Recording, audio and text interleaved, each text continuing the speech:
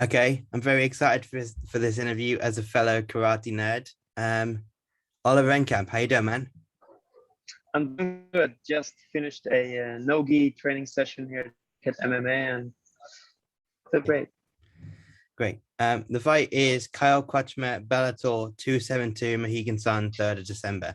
Just talk to me. We're a couple of weeks out. Just say, how is everything going so far? So far, so good.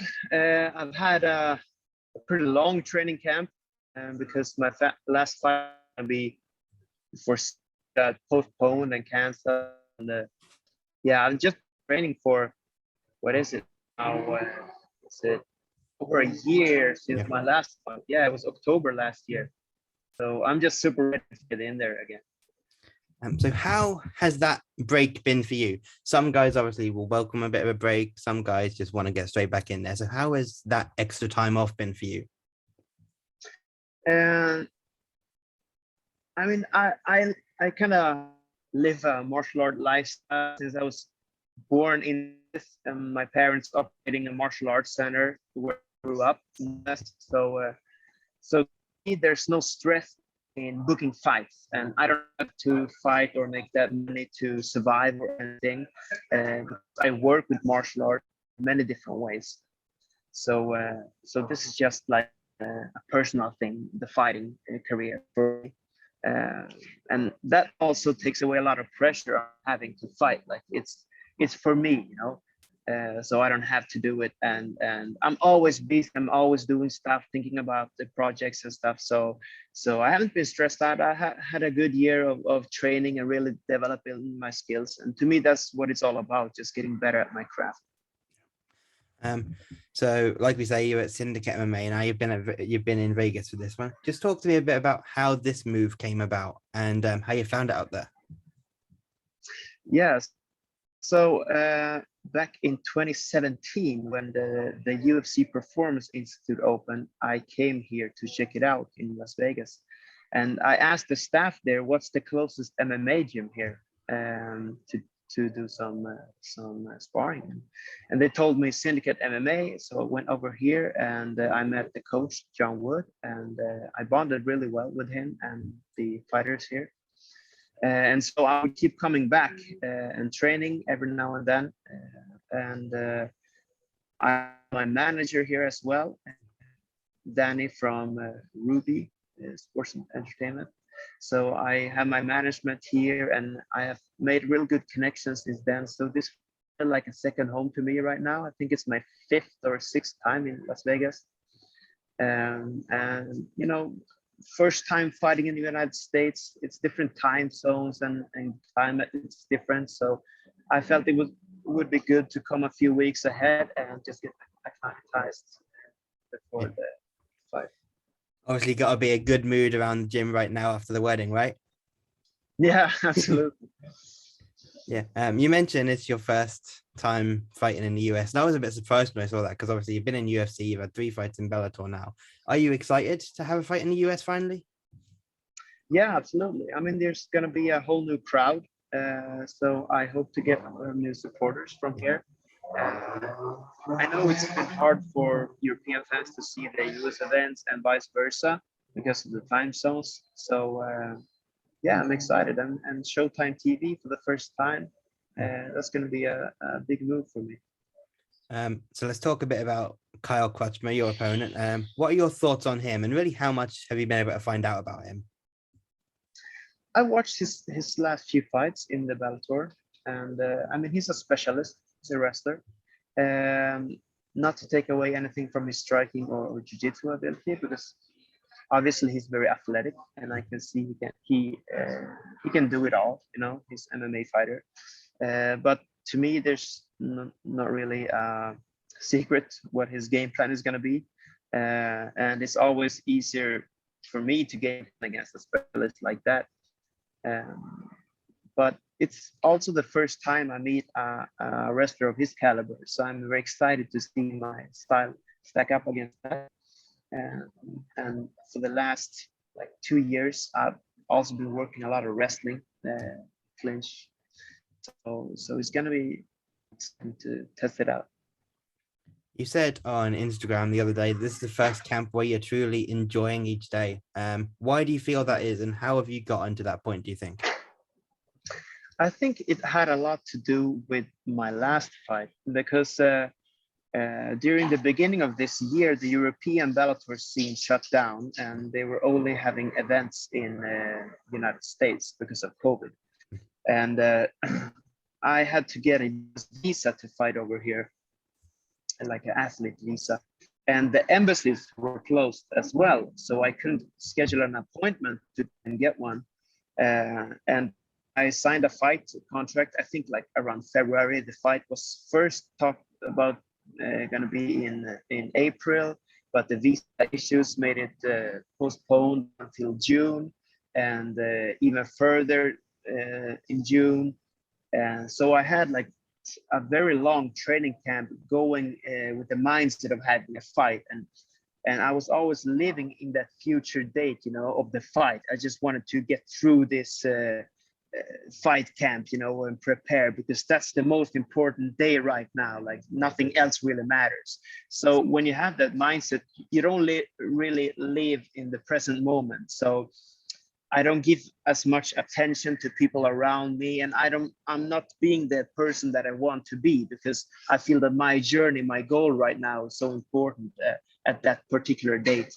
And as time passed, you know, and my opponent pulled out, and we were talking about rescheduling, getting a new opponent for July, you know, it just got prolonged and walking around these thoughts. And eventually I snapped out of it and I thought, this is not a sensible way to live or be, you know, just living in the future. So something like clicked in me, like man, you have to just enjoy every day and don't live in the future. Like just do the best of each day because it's the only thing you can control. And I've gotten that advice. I've heard that quote several times before, but it never really stuck to me. But now it made sense. And so, yeah, it kind of formed the way I think about fighting in chances like this. So right now, I'm just enjoying each day. And even though I have a bad day, I'm just focusing on what was the good things I took out of this day, you know? And it's a very, what's the word? I mean, it's a great mindset to have because I feel way more peaceful inside. And yeah, when we get to fight night, I'm gonna have enjoyed this whole camp, you know, every single day of it. So it doesn't really matter what the outcome is gonna be because I had such a good journey up until that point, you know. Do you think that's something you've learned more of as you've become more experienced in your career? Yeah, totally. Because every fight camp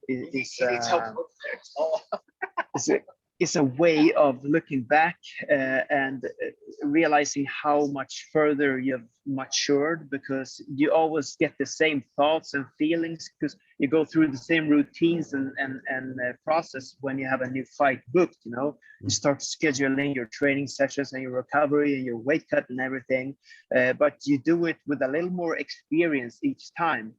And it becomes very evident how much I've matured from fight to fight. And I don't think this is something you can learn overnight or by reading a quote or listening to me saying this for someone else. But I think you have to go through it yourself to really, Yeah, you know, own it. kind of ties in with that a little bit. And we mentioned your UFC run a bit earlier. Do you feel that UFC opportunity came too early for you in your career? Yes, definitely. But that doesn't mean I regret it because it really started my career, you know. I was fighting on these smaller local shows around Sweden, and suddenly I was in the top league of the world, and you get so much more eyes watching you, and my fan base doubled just after the fight night, you know. And I got the opportunity to be here in Las Vegas and take part of all of this. I would never have come to Syndicate or the PI or anything of this would have happened. So, you know, we win or we and I learned so much from my two fights in the UFC. And out of those two losses, I don't think I would be the fighter that I am today with 3 first-round victories in Bellator. So, yeah. You basically took those words out of my mouth. The UFC run didn't go your way, but now you're 3-0 in Bellator, 3 first-round stoppages, rear naked choke, spinning elbow, Japanese necktie, all super impressive. Yeah. Thank you. You rank number 10 at the minute in the division. So how far away do you think you are from being in the mix with some of the top guys in Bellator? I don't know the thought process of the matchmakers. And to be honest, I don't really care. Like during the years, I've kind of gone from the mindset of competition to contribution, because my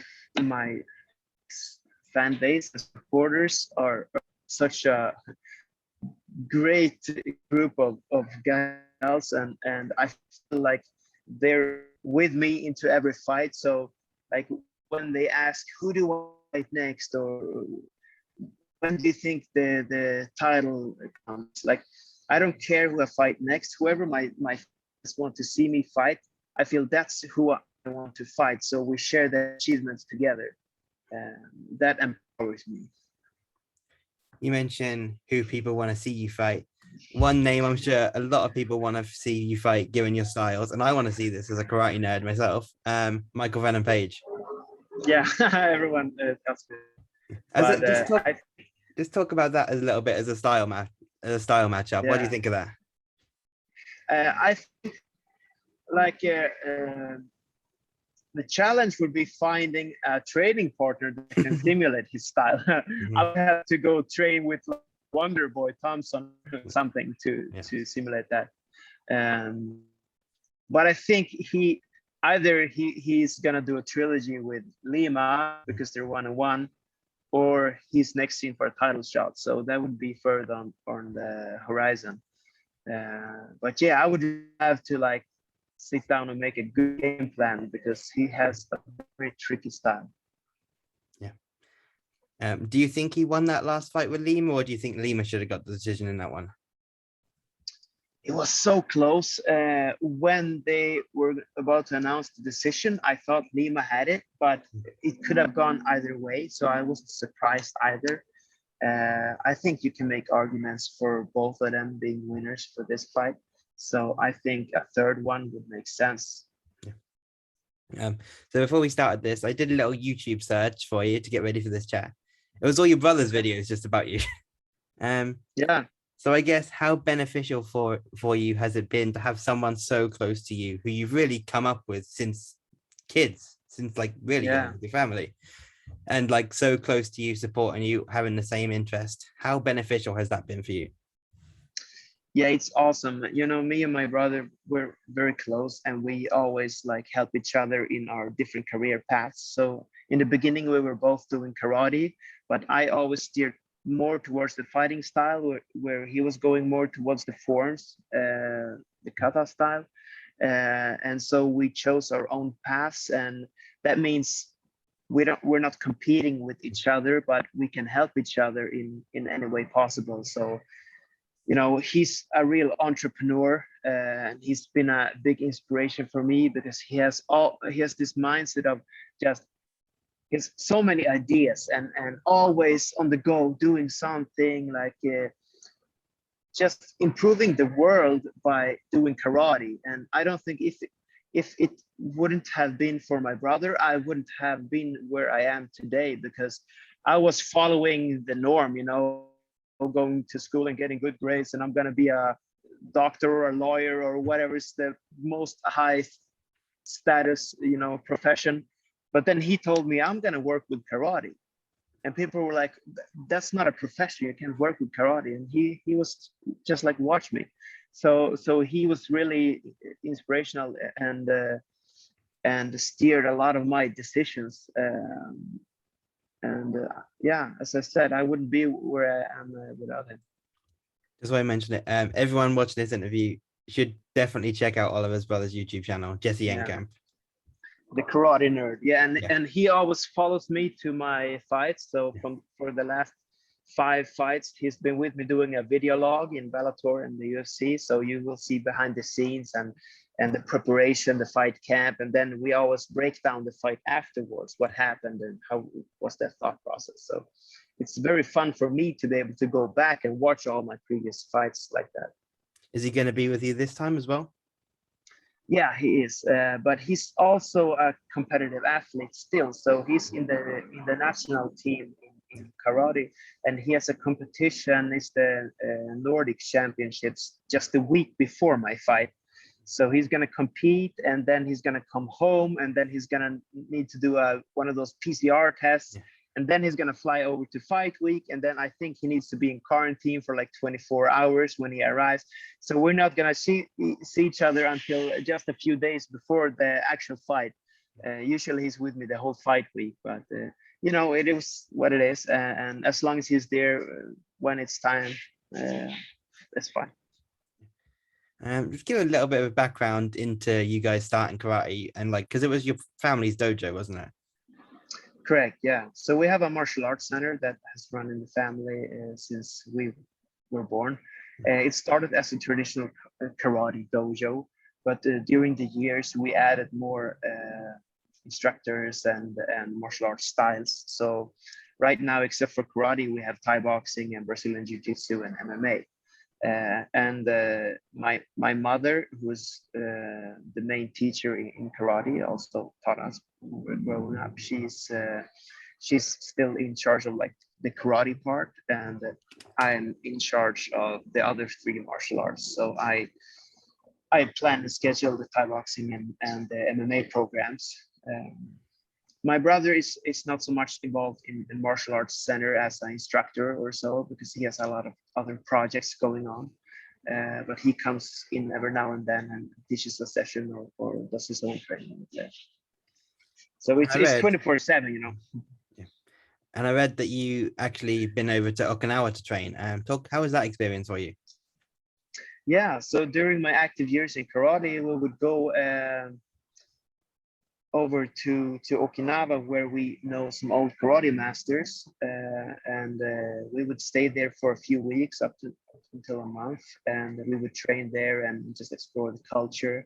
So for those who don't know, Okinawa is a little island in between Japan and China. It's the birthplace of karate.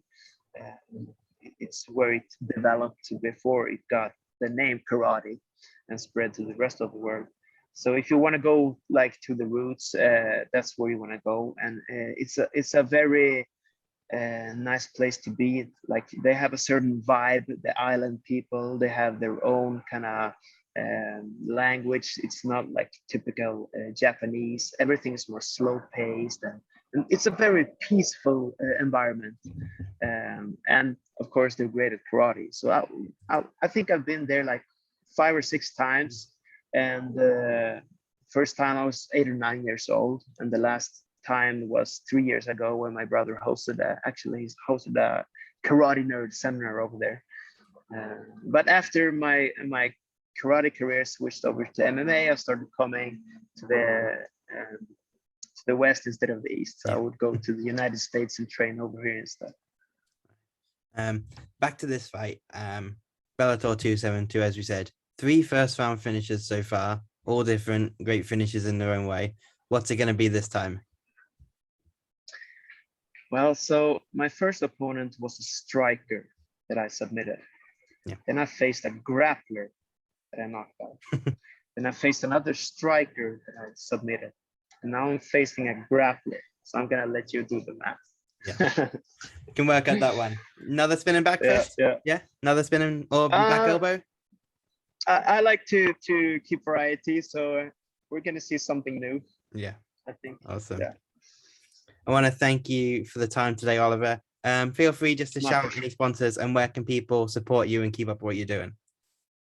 Yeah, thanks. So I just want to give a shout out to Ruby, my management, Syndicate MMA, that has been very welcoming here. I love the team, I love the coaches. And my team back home, of course, Pancras Gym in Stockholm, and my head coach, Omar Bush, who's a mastermind. And last but not least all the supporters and fans. It really empowers me, as I said before, having all the love, following me on this journey. And you can follow me on social media, Oliver Enkamp, everything in one word. I have a Facebook page you can like, where I post on different kind of content than I do on my Instagram. But on Instagram, I would do daily stories from my fight camp and stuff over here. So yeah, I got a Twitter as well, but I don't use it as much. So Instagram and Facebook is where you can connect with me. All right. Yeah. Yep. Thanks again, Oliver, for the time today. Best of luck in the fight. Thank you. Thanks, man.